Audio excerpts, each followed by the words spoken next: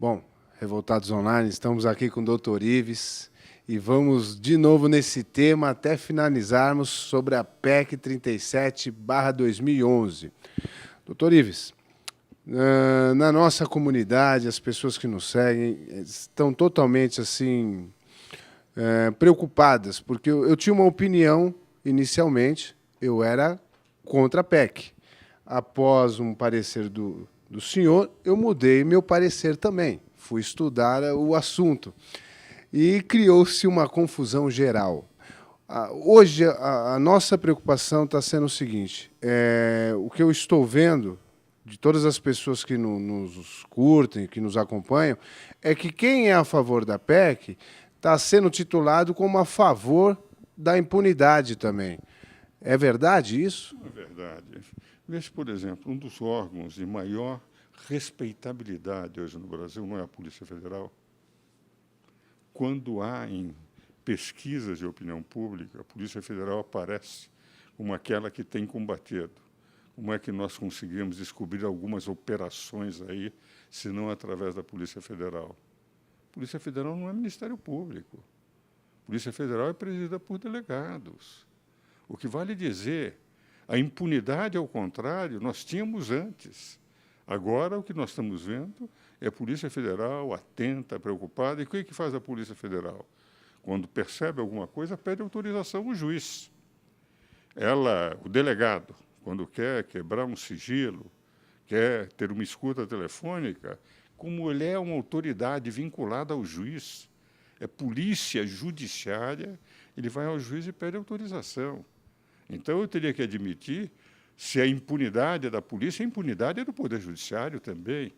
O Ministério Público é parte. Eu não desconheço a relevância do Ministério Público, como não desconheço a relevância da advocacia. Agora, nem a advocacia, nem o Ministério Público podem presidir, por faltar neutralidade, nem o inquérito policial, nem o julgamento num processo judicial. São partes. Por isso é que a Constituição chama de funções essenciais à administração da justiça. Vale dizer, são importantes porque, se eles não deflagram no processo judicial, o juiz não pode decidir. Mas o delegado é uma longa manos, está à disposição do juiz. E nós vemos pela Polícia Federal, e toda a sociedade tem aprovado o que a Polícia Federal tem feito. A Polícia Federal é um órgão, entende, que tem independência e que, evidentemente, não está sujeito ao Ministério Público. O Ministério Público tem função relevante, mas eles não são os vestais da integridade. Todos nós não somos os vestais da República.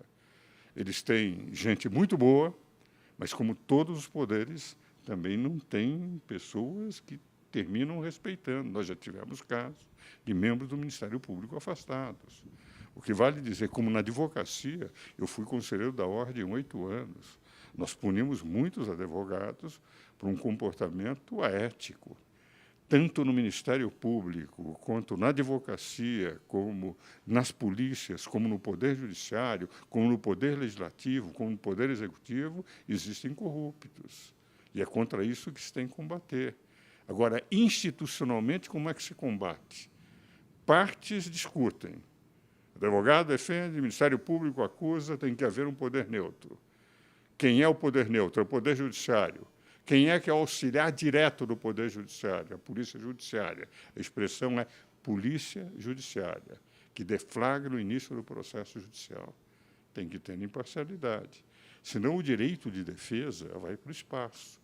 Se eu dou ao acusador o direito de ser o presidente da investigação, do inquérito, eu estou num regime ditatorial.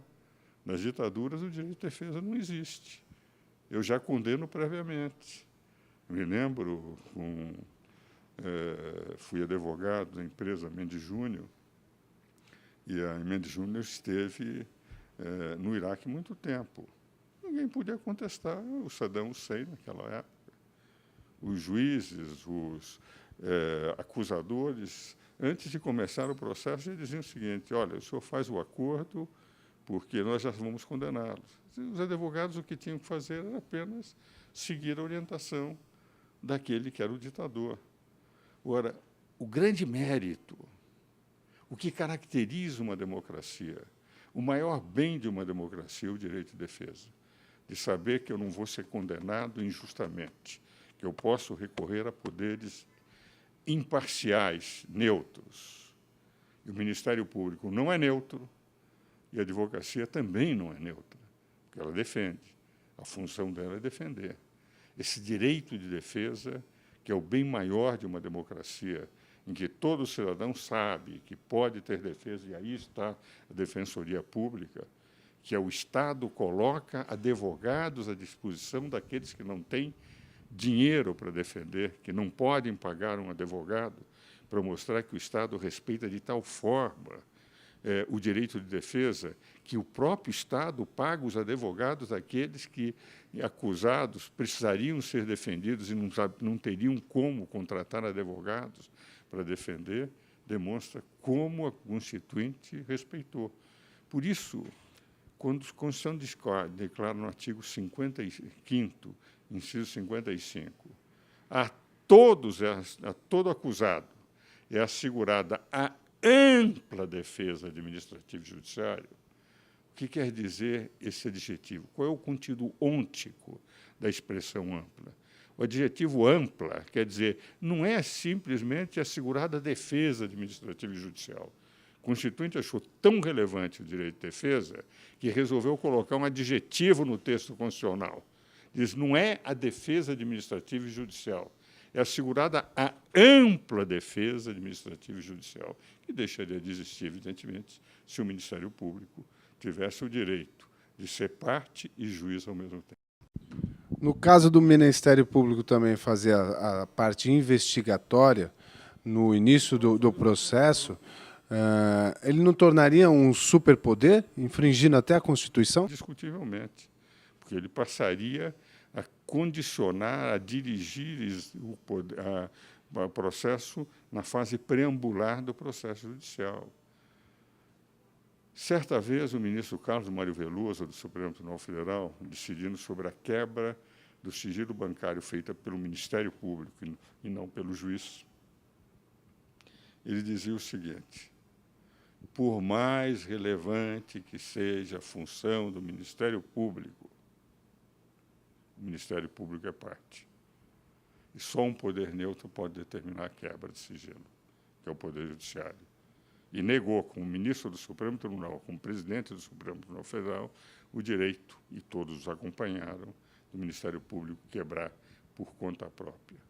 Só houve uma exceção, quando o Ministério Público quebra em relação ao próprio poder público, isto é, no interesse do próprio interesse público, ele é parte da organização. Mas, em relação ao cidadão, a cidadania, o Supremo negou completamente o direito de se quebrar porque é parte e não juiz. O que nós temos que pôr na cabeça é o seguinte: há um tripé na Justiça. Poder Judiciário neutro, advocacia e Ministério Público. Sem esse tripé não há justiça. Alguém não pode assumir as duas funções. Se assumir as duas funções, se transforma num superpoder. Eu estive presente no dia 14, no Ministério Público aqui em São Paulo, na cerimônia de lançamento do abaixo-assinado contra a PEC. E eles têm um folder que eles colocam 10 motivos contra a PEC. Um deles é que retira o poder de investigação do Ministério Público. E nós, cidadãos comuns, ficamos na dúvida se gera impunidade, se não gera impunidade, se o Ministério Público pode investigar ou não. O que tem que deixar bem claro é o seguinte: ele pode investigar, mas não por conta dele, mas não no início do processo, é isso? Dentro do processo policial. Aliás, como os advogados também, eles procuram tirar todas as informações possíveis antes de defender, a fim de saber se vão ou não poder defender. O que eles não podem, é efetivamente dirigir um inquérito policial. Eles não podem investigar como polícia. Eles não têm o poder de polícia para investigar. O que vale dizer, eles podem fazer individualmente, procurar todas as informações possíveis, entende? Como todos podem quando procuram, enfim, se proteger nos seus direitos. O que ele não pode é ser o dirigente. Qual é o argumento que eles utilizam? A Constituição diz o seguinte, que o Ministério Público tem o direito de fiscalizar a polícia, como ele tem o direito de fiscalizar toda a sociedade, entende? Se há alguma coisa errada, eles podem, inclusive, fazer denúncias, etc. Agora, uma coisa é fiscalizar, outra coisa é exercer as funções que são do delegado e que não são dele. Então, não se pode confundir o que a Constituição dá no artigo 130, de competência ao Ministério Público, que, aliás, é uma competência que todos os incisos lá, de propor ações civis públicas, entende? De defender os interesses difusos e coletivos, são digamos, uma competência bastante abrangente que eles conseguiram na Constituinte, porque o maior lobby na Constituinte foi feito pelo Ministério Público. Nenhuma instituição, e eu participei de audiências públicas e acompanhei, inclusive com o relator Bernardo Cabral, que é meu amigo, coautor de diversos livros, relator da Constituinte, quem mais lobby fez na Constituinte para alargar, como alargou consideravelmente os seus poderes, a sua competência, foi o Ministério Público, entende? Agora, uma vez colocado na Constituição, eles têm todo o direito daquilo que está na Constituição. Eles não podem alargar, porque se alargarem ainda mais daquilo que está na Constituição, nós corremos o risco de ter um único poder no Brasil, que seria o Ministério Público. Eu tenho profundo respeito ao Ministério Público, mas que eles cumpram apenas o que está na Constituição, que não alarguem aquilo que, efetivamente, a Constituição nos deu como poder. E para a neutralidade de uma investigação, e para a neutralidade do julgamento, e para a garantia do maior bem de uma democracia, que é o direito de defesa, ele não pode presidir inquéritos policiais. Doutor Ives, obrigado pelo esclarecimento. Eu acredito que ficou bem claro. O Ministério Público ele pode sim investigar, ele não pode tocar a investigação como polícia. Investigar por conta própria, mas não presidindo inquéritos policiais. Pode buscar informações, ter informações, etc. Como advogado, também tem todo o direito de procurar informações, mas, na verdade, a presidência, a abertura do inquérito, isso é de competência exclusiva do delegado. E, nesse particular, hoje nós estamos tendo cada vez mais uma condição melhor na polícia. O exemplo maior, a meu ver, é a Polícia Federal. Se nós compararmos o perfil da Polícia Federal, a melhoria em nível de qualidade técnica, de competência, etc., nos últimos anos, nós vemos que hoje é uma das instituições que mais respeitabilidade tem dentro da comunidade e dentro da nação. A sociedade respeita profundamente. E é interessante notar, numa sociedade que foi tão contrária às Forças Armadas, a Folha publicou, semana passada, a Folha não, o Diário do Comércio, um levantamento feito pela GV. Qual é a instituição mais respeitável no país? As Forças Armadas aparecem com 75%. Infelizmente, os partidos políticos com 7% e o Congresso Nacional com 35%. O que vale dizer, o que se percebe, o povo acredita naqueles cujo perfil é fundamentalmente um perfil ético.